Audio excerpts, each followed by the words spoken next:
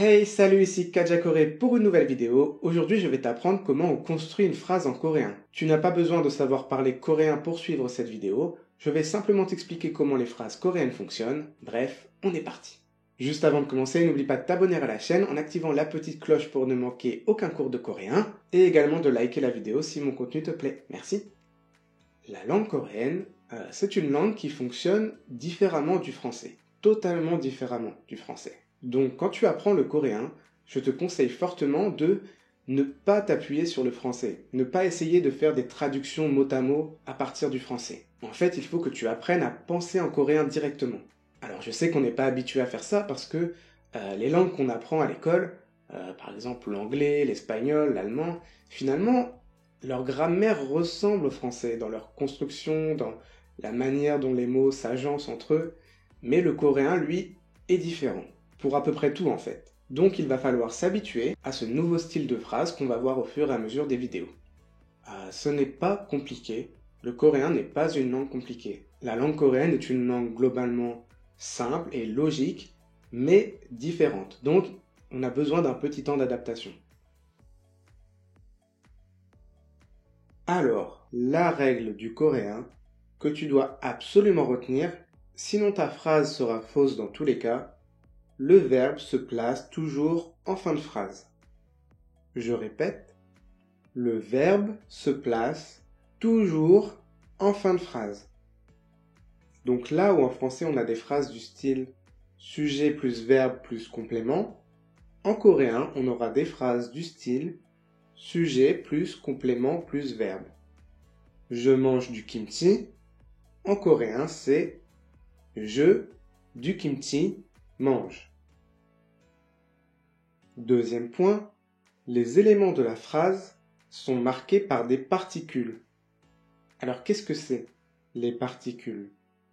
Ce sont des petites syllabes qui vont venir s'accrocher à la fin des mots pour indiquer leur fonction grammaticale. On va prendre un exemple tout de suite. Je mange du kimchi.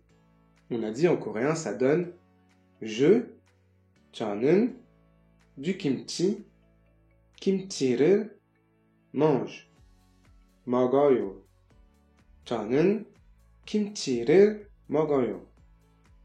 On regarde cette phrase. Je, c'est 저. Kimchi, bon, en coréen, c'est kimchi. Mange, c'est 먹어요. Bon, on va pas parler de conjugaison dans cette vidéo.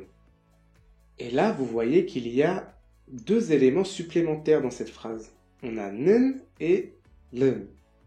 Qu'est-ce que c'est? Eh bien, ce sont des particules.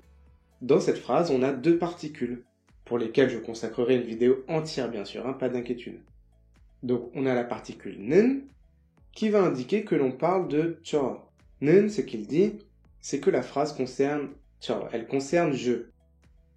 를, quant à lui, ce qu'il dit c'est que kimchi, c'est le COD du verbe, le complément d'objet direct du verbe 먹어요, manger. Du coup, dans cette phrase, on sait que on parle de je qui mange quoi? Le COD, le kimchi.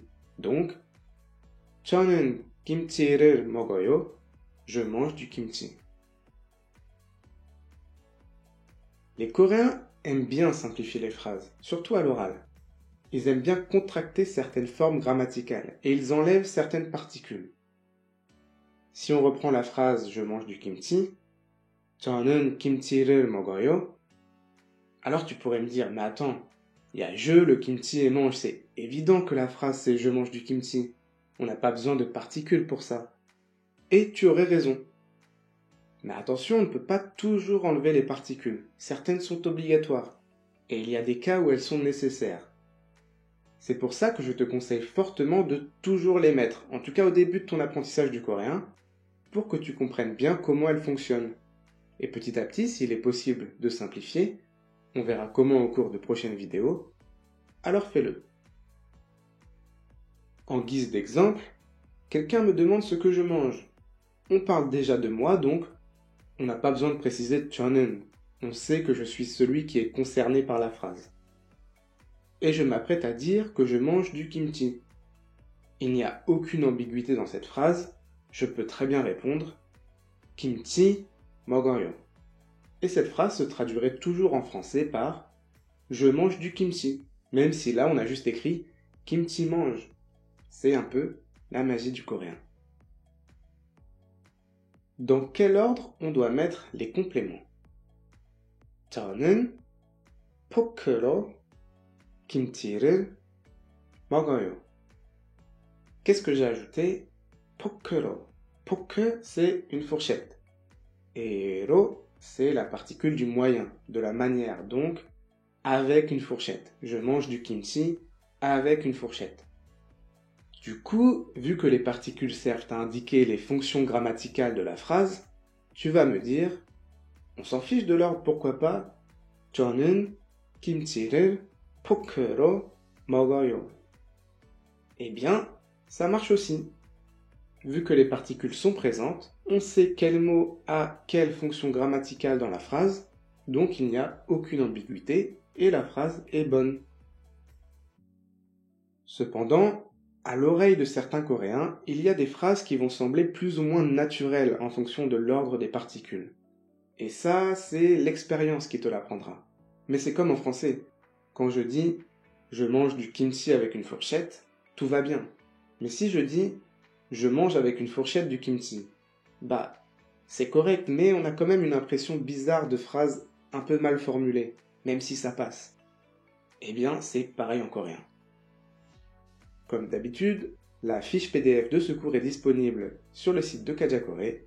Le lien est dans la description. Voilà, cette vidéo est à présent terminée. Si elle t'a plu, n'hésite pas à la partager, à laisser un pouce en l'air et n'oublie pas de t'abonner. Quant à moi, je te dis à la prochaine pour une nouvelle vidéo. C'était Kajakoré. Daemé boyo!